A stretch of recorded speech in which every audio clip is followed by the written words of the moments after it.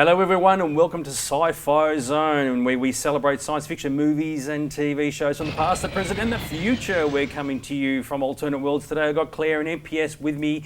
It is absolutely fantastic. No mucking around. We know you want to know the answers to the questions from the trivia quiz. Did you get that?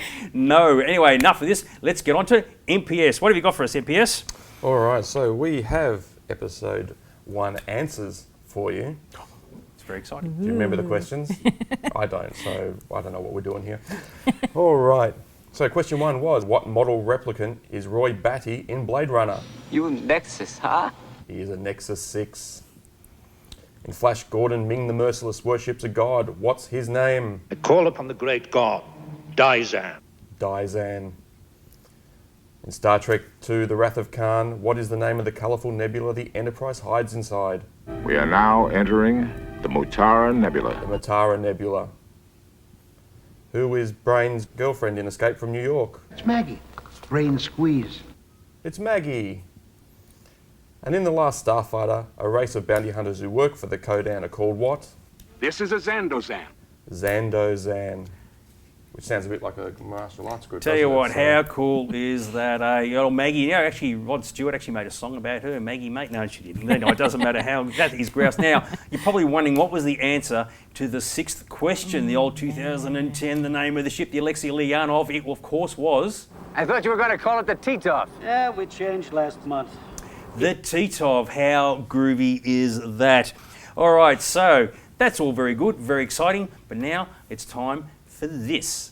Quiz.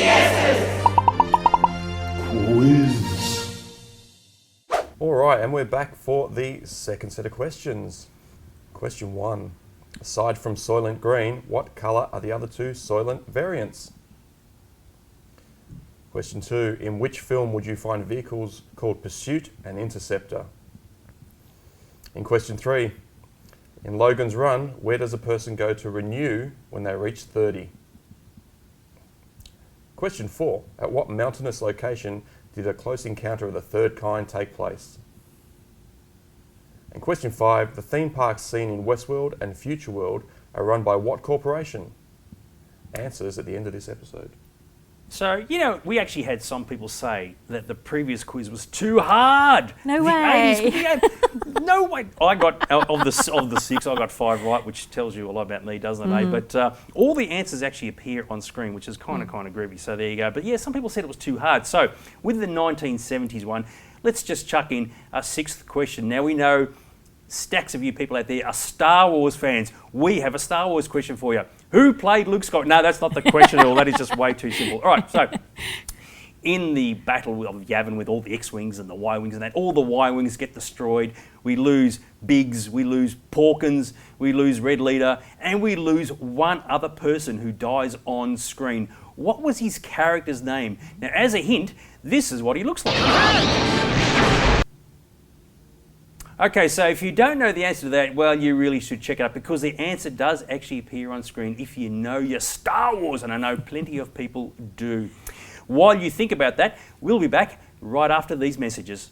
Alternate Worlds has been specialising in comics and collectibles for over 40 years, with a back issue collection of over 500,000 comics covering the golden age right through to latest releases, including signed and slabbed gems. They also have an enormous graphic novel collection, one of the largest ranges of manga in the country, as well as toys, statues and pops, and new items are arriving every Wednesday. Each month, Alternate Worlds hosts its own premium comic day, where all the rare treasures are put on display for inspection and purchase. The store also runs regular tournaments and competitions for both comic and gaming fans. And for local and interstate and international buyers, the Alternate Worlds website features their complete range of products, so whether you come in online or in store, visit them soon. Okay, welcome back. As you might have noticed, we've had a slight continuity change. A couple has gone by, boys, but there's a reason for that because it's now time for this. Leave it in the packet! All right, so we're in a comic book shop. We've got so much stuff around here. What we've done is we haven't told Joe that we've grabbed one of the boxes out the back. Ultra rare collectible, apparently. This is what we're going to open this week. Oh! Ooh. All right, so I'm a bit of a He-Man fan, as some of you people may or may not know. Just a little bit. Just a little bit. Not as big as a Batman fan, but that's another story. We'll do that next time. What I have here is a 2003 Merman bust. All right, so this was created back with the Four Horsemen when they were sculpting all the new He-Man figures from 2002 to 2005. They did a range of busts, and you're going to ask me why I picked Merman. Well, you know why? Because I was going to say, if you look at that picture, reminds me of my... It doesn't. It's good. It doesn't. It's all good. I picked Merman because he was my first He-Man figure that I got back in 1983. So I won him at a school fete when He-Man was big in the cartoon. So I picked up he was the only He-Man figure there, so it was the only one I could get really. So I've started my little Merman collection, and this is one of these items that I picked out and picked up recently. So guess what we're going to do, ladies and gentlemen? Leave it in. We're going to have to leave it in the packet.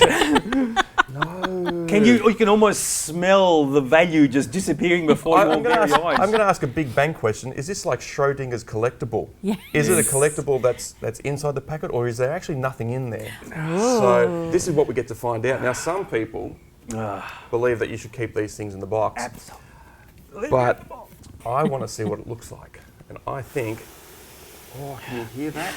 What's this? What year did you say it was? 2003. I can smell the 2003 air even as we speak. It's got a waft about it, guys. What can I say? Oh, It is. Oh, ooh, look at that polystyrene. That alone is worth a lot of money. Ooh, hang on. Is this distinct ooh-ah factor? well, there should be a little. Ooh. There should be a little because it's a numbered figure. Oh, wow. He's taken the plastic off and everything.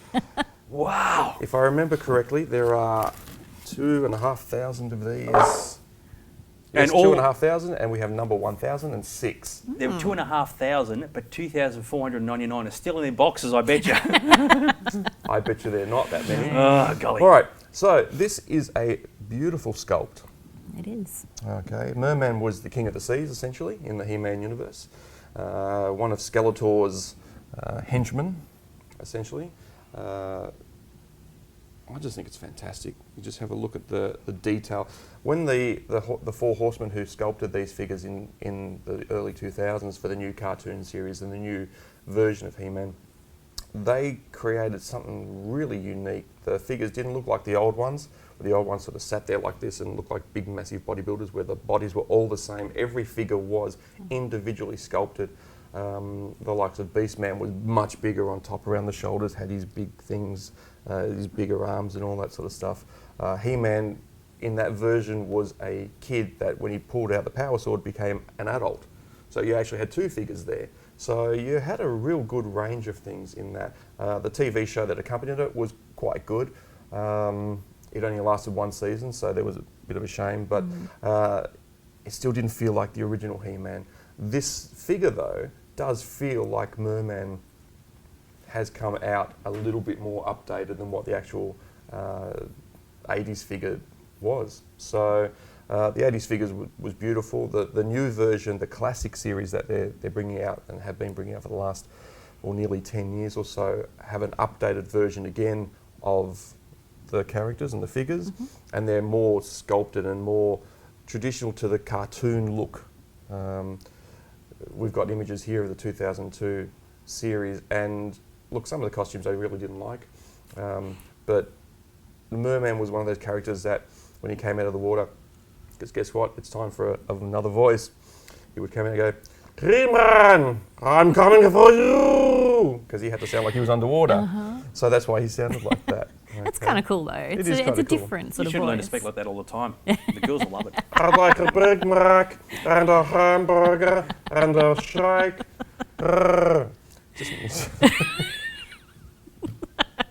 Look, I think it's a beautiful figure. It's now part of my collection.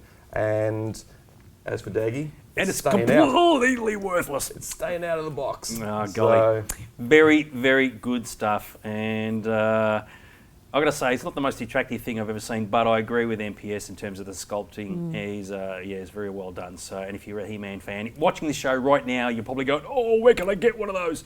So it's very, very cool. yeah, you're going to have to find them online or through one of the collectors' Facebook pages. They're around. They're very rare, though. That's the first one I've seen in years. Wow. Well, So there are people only are, a couple of thousand of them. yeah, and people so are keeping them. their collections of He-Man. And some of the collections I've seen in the last 6 months from some of the guys in Melbourne, I've got to say they are really impressive. You know, most of them are modern items, but they're very impressive collections and rival collections I've seen over the years. So, yeah, keep your eyes out if you're a Merman fan. I now demand revenge! And suddenly, just like that, we're back again. The cup has returned, the pen has returned, but the MPS is still here. And that's important because he's got the answers to the trivia questions. MPS, take it away. What are the answers? Brain-spinning stuff. All right, if you remember the questions. Question 1, aside from Soylent Green, what colour are the other two Soylent colours? Soylent Red and Soylent Yellow. Red and yellow. In which film would you find vehicles called Pursuit and Interceptor? Mad Max. And what was the name of the film that it was called in the States? Well, the second movie was called The Road Warrior, but the first movie was still called Mad Max. All right, There just you go. checking. Just making sure. In Logan's Run, where does a person go to renew when they reach 30? Enter the carousel. Carousel. Question 4. At what mountain location did the Close Encounters of a Third Kind take place? The Devil's Tower. And question 5. The theme park scene in Westworld and Future World are run by what corporation? The Delos Corporation. So how did you go with all that? How did you guys go? 1970s trivia, some very, very tricky stuff there. I actually knew a couple of them this time. Well done. With Soylent Green, yeah, we'd think it'd be Soylent Red and Blue, but no, it's red and yellow. How good is that? Don't forget, Soylent Green is people. Spoiler alert. Okay, so the answer to the 6th question. Star Wars fans should have had this one easy. It's in the bag. What's the name of the dude who died in the X-Wing fighter? His name, of course, was John. That's it. Actually, and with the D in inverted commas. Now, it's actually listed in the end credits of the movie. This is the original 1970s version. I don't know what they did with the special editions. So that's it, John D. For some reason, Jack Claff, the actor, got a credit. And even though he just said, I'm here, that was the best of his thing. So how good is that? Although apparently, depending on what you read, he's got a second name, John D, in commas, Brannon. Don't ask me why. I'm not even too sure if that's even legitimate. Who knows? But there you go, Star Wars fans. Hope you enjoyed that one. Well, that actually brings us to the end of the episode. If you haven't done so already, be sure to subscribe on our YouTube channel. Click the bell for all the latest updates and reminders. Next time around, we are actually going to be discussing the women of Battlestar Galactica. We'll actually be including a lady who was there at the time. Tricia Helfer herself will be joining us, which is absolutely fantastic. So, like the Lords of Kobol, make sure you stay in the zone. Bye for now.